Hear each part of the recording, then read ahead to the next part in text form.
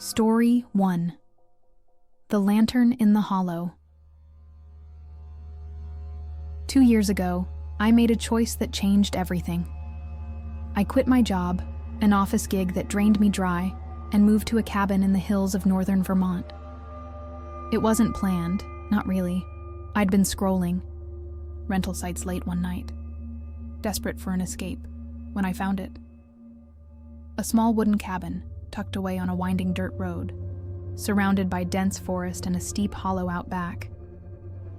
The price was absurdly low, $300 a month, utilities included. The listing said it was remote, perfect for someone who wanted solitude. That was me. I packed my car with essentials, clothes, books, my tabby cat Milo, and drove up the next weekend. The realtor met me there, a wiry guy with a nervous smile. He handed me the keys, warned me about the spotty cell service, and left quick. I didn't mind. The cabin was rough but charming. Log, walls, a stone fireplace, a sagging porch with a view of the trees. The hollow behind it was a deep scoop in the earth, overgrown with brambles and shadowed by pines. It felt like a secret, a place the world forgot. Milo loved it too. He'd perch on the windowsill, tail flicking, watching the woods. The first month was paradise. I'd wake to birdsong, make coffee, read by the fire. Nights were quiet, just the crackle of logs and Milo's purring. No traffic, no neighbors, no stress. But in late August, something shifted. It was a Tuesday, I think. Days blurred out there. I was locking up around 9 p.m., ready for bed. Milo scratched at the back door, hissing low. I frowned. He never did that. I flipped on the porch light, peered through the kitchen window. That's when I saw it. A light flickered in the hollow. Not headlights. Too small. Too steady. It bobbed gently, like someone swinging a lantern. I rubbed my eyes, thinking it was a trick of the dark. The hollow was pitch black otherwise, just a void of tangled vines and earth. I grabbed my flashlight, stepped outside. The air hit me, cool, damp, smelling of moss and pine. I called out, "Hey, who's down there?" My voice echoed, swallowed by the trees. The light stopped. I waited, heart thudding. Nothing moved. No sound, just the faint rustle of leaves. Then it started again, drifting deeper into the hollow. I figured it was a hiker, maybe lost. But who'd wander out here?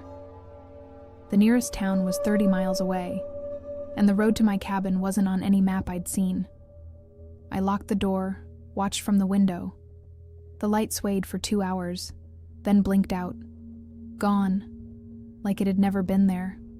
I didn't sleep much that night. Milo stayed close, ears flat, staring at the glass. Morning came gray and foggy. I hiked down to the hollow, determined to figure it out. The ground was soft, slick with dew.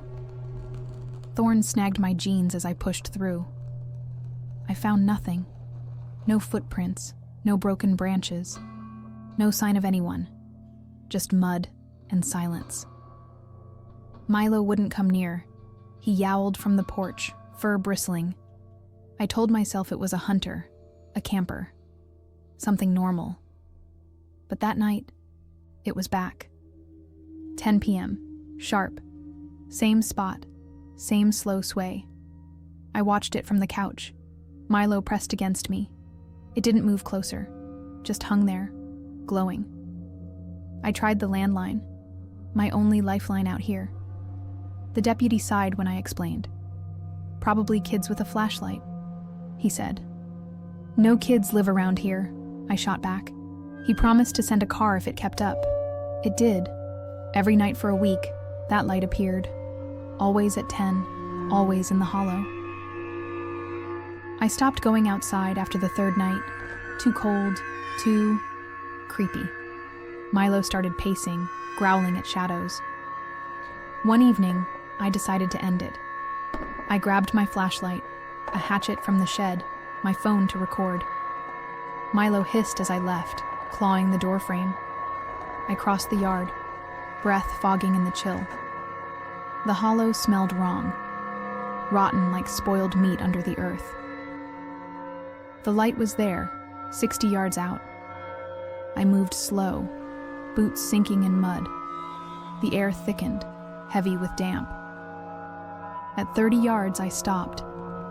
It wasn't a lantern, just a glow, pale, yellowish, floating free. No holder, no source. I raised my flashlight, hand shaking. The beam hit it. A shape flickered in the light, tall, thin, stooped. It turned slow. No face, just a dark blur, smudged like wet ink. I yelled, voice. "Cracking, what are you?" The light pulsed, bright enough to sting my eyes.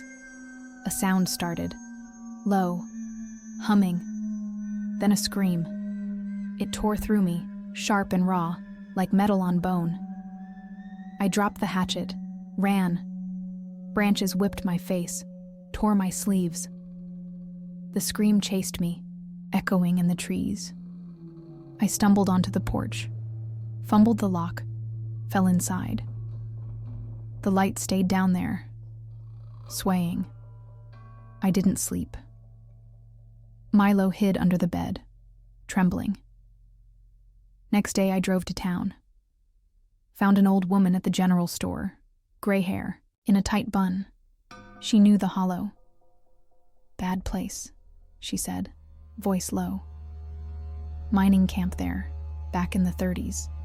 Shaft collapsed. Buried 15 men alive. One got out, half mad, raving about lights. Died a week later." I swallowed hard. "You think it's him?" She shrugged. "Something's down there. Always has been." I stopped sleeping after that. Kept every light on. Curtains shut. 3 weeks ago, I woke to tapping. Not Milo. He was curled tight beside me. It came from the back window. Slow, deliberate. Tap, tap, tap. I didn't look. Couldn't. The tapping lasted till dawn. Last night, it was worse. I heard it on the porch, soft thumps, like footsteps. The glow seeped through the door cracks, yellow and sick. Milo screamed, a sound I'd never heard from him. I grabbed him, locked us in the bathroom. The thumps circled the cabin, slow and steady. They stopped at sunrise. I'm leaving tomorrow. Car's packed, Milo's crate ready. I don't care where I go. Just away from that hollow, away from that light. Story 2. The Whispers in the Fog. I've never been good with people. Crowds make me jittery. Small talk feels like drowning. So last spring, when my life fell apart, a breakup that gutted me, a job that chewed me up, I ran. Found a cottage on the Oregon coast, perched on a cliff where the land drops sharp into the Pacific. It was a speck of a place.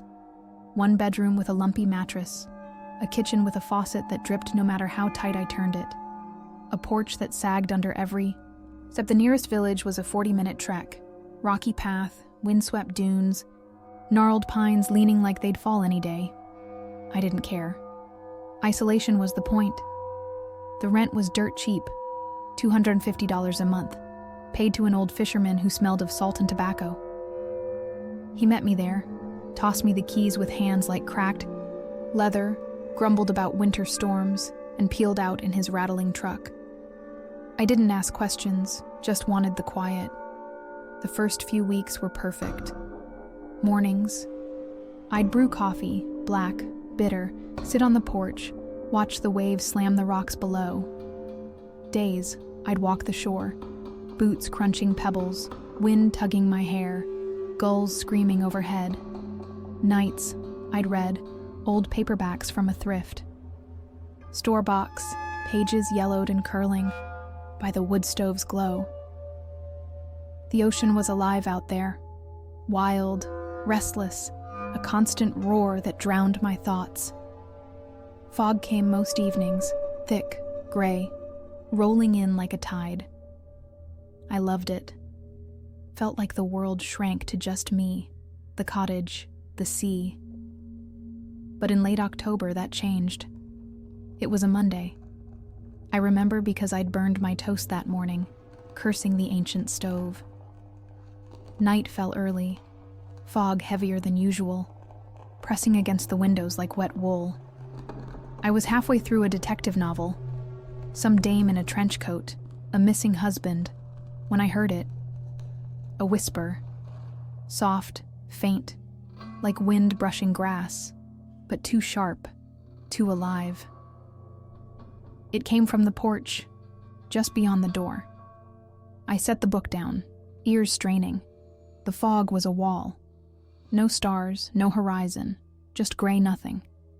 I told myself it was the ocean, waves echoing weird in the mist. But it came again, clearer. Help. One word, small and broken, like a gasp. I sat frozen, book slipping to the floor. The stove popped, embers flaring, but the whisper cut through. Help me. Closer now, right outside, maybe steps from the glass. My chest tightened. Panic, curiosity, something else. I grabbed my coat, a flashlight with a half-dead battery, cracked the door. Fog poured in, cold, damp, tasting of salt. I stepped out, beam slicing the gray. Nothing, just the porch rail, the cliff's edge fading into mist. Who's there? I shouted. My voice sank, swallowed whole. The whisper answered, faint, trembling, help me. It drifted down, toward the shore, the rocks below. I hesitated. Those cliffs were killers, slick with algae, steep as hell. But it sounded real. Someone hurt, scared, needing me. I ran back in, grabbed a rope from a toolbox under the sink, left over from the fisherman.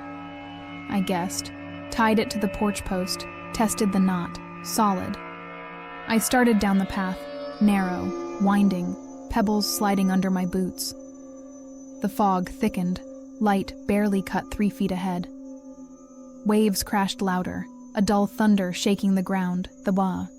Whisper kept going, pleading, broken, help me, please. I reached the rocks, 20 feet above the surf, wind whipping my face. The voice was right there, below me, in the water.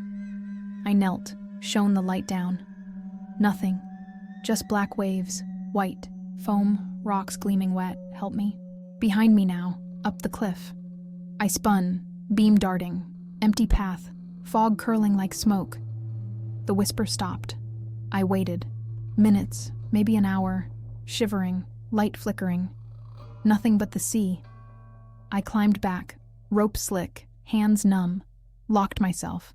And next morning, fog lifted, sky clear, shore bare. I hiked down, tide low, rocks exposed, no prints, no signs, nothing washed up. I laughed it off, tired brain, lonely nights. But that evening, it was back. Fog rolled in, 11 p.m., like clockwork, help. Me, louder, at the door. I didn't open it. Sat rigid, stove crackling. It circled. Porch, windows, roof, whispers overlapping, a chorus of pleas. I turned the radio on. Static, then music, loud as it'd go. It faded at dawn. I called the fisherman.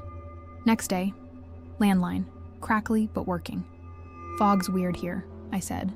Hear things? He didn't laugh. Voice went flat. Always does. Wrecks off them rocks. Old ships. Lost souls. Ignore it. Ghosts? I pushed.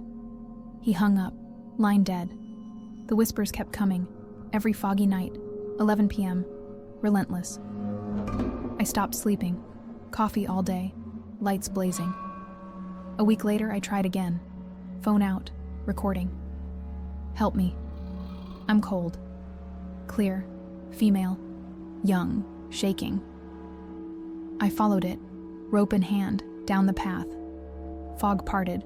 A flash. A second. She stood below, pale, drenched, gown clinging, hair streaming water. She looked up, eyes gone, just black pits. I screamed. Phone hit the rocks, cracked. Fog swallowed her, voice gone. Recording caught it. Her plea, my yell, a wail fading out. I stayed inside after. Doors locked, curtains nailed shut. Fog got worse, weeks of it, choking the cottage. The whispers shifted, no more begging. Come down. Slow, firm, under the floor, through the walls. I woke to wet prints, bare feet, trailing from the door, circling my bed, stopping at my pillow. Cold, salty, dried by morning, but there. I called the fisherman again, voicemail, his voice gruff. Found. A library in the village, old records, yellowed newsprint, shipwreck 1887, trawler smashed on these cliffs, 12 dead. A girl, 17, cook's daughter, swept overboard, body never found. Her name's on a plaque down there, etched in stone, weathered but legible. I saw it last month. Fog low, waves quiet. Come down. Last week I heard scratching. Nails on wood, under the porch. Prints filled the house. Floor, walls, ceiling, wet, endless. The fisherman's truck was in his drive yesterday. Empty, engine cold. Fog's here tonight. Thickest yet. Whispers. Are a roar. Come down, shaking the windows. She's at the door, knocking, slow, hard. I'm packed, car loaded, keys in hand. The knocking's louder, wood splintering. I hear her breathing, wet, ragged. I'm leaving now. Won't look back. Story 3. The tracks in the snow. I grew up in a nowhere town in Montana. Flat land, big sky, winters that bury you. I left at 18, college, city life, a desk job that paid the bills. Never planned to go back. Too many memories, too much quiet. But last fall, my mom got sick. Lung cancer, aggressive, no warning. Doctors gave her months, maybe less. She wouldn't leave home, our old house, a squat ranch-style thing on the edge of town, woods stretching out back. I took leave, moved in. Couldn't let her face it alone. The town was the same, gray. Streets, one diner, snow starting early. The house hadn't changed either. Wood floors scuffed from my childhood. A pellet stove that smoked if you stoked it wrong. Windows rattling in the wind. Mom was frail, skin like paper, voice a rasp, but fierce, refusing hospice. I cooked for her, soup, oatmeal, anything soft. Read her westerns she loved, shoveled. The drive when the snow hit. Days were routine. Nurse visits, meds, keeping her warm. Nights were long, dark by 4:30, wind howling, snow piling against the walls. It started in December, a Tuesday. I think, after a big storm, I was scrubbing pots. Mom asleep, stove ticking as it cooled. Snow fell heavy, thick flakes, silent, blanketing the yard. I glanced out the kitchen window, over the sink, facing the woods. Tracks cut through the snow, deep, fresh, stretching from the tree line to the house. I stopped, sponge dripping. They weren't there an hour ago. Snow was too new, too clean. I grabbed my coat, boots, a flashlight, figured a neighbor, a kid. Stepped out, cold sliced my lungs, wind tugging my hood. The tracks were big, boot-sized, uneven, one leg dragging. They ended at the back door, right where I stood. I swept the light around. Woods dark, snow unbroken past the yard. No one. Nothing moving. I checked the door, locked tight. No scratches, no mud. Inside, I shook it off. Hunter, maybe lost in the storm. But no houses sat close. Nearest was a mile off, and who'd trek in this? Morning came, tracks gone, snow smoothed over. Mom didn't notice. She slept late, coughing fits waking her. That night, I heard it, crunching, slow, outside. Looked out. Tracks again, same path, woods to door. I watched, stood there, breath, fogging the glass. They formed, step by step, snow sinking, no figure, no shadow. I locked everything, front, back, windows, grabbed a bat, sat up. The crunching stopped at dawn, yard empty again. Mom asked why I looked wrecked. I mumbled about the storm. Didn't want her worried. Her breathing was bad enough. The tracks kept coming, every snowy night, same time, same route. I called my sister in Boise. Video chat, shaky signal. "Dear?" she said, half laughing. "Too big," I replied. "Stress then, you're burned out." I set up a camera next night, trail cam from the garage, motion triggered. Snow fell, wind screamed, windows rattling, checked the SD card, tracks formed. Clear, time-stamped, 1 or 12 a.m., but nothing made them. Snow shifted, prints sank, empty air above. I showed the nurse, Jen, mid-30s, kind but blunt. She stared, lips tight. "People talk," she said. "Trapper, 1920s maybe, froze out there. Looking for his shack, never found it. Or him." "Ghost?" I asked, half joking. She didn't smile. "Snow remembers." Mom got worse, bedridden, oxygen tank hissing.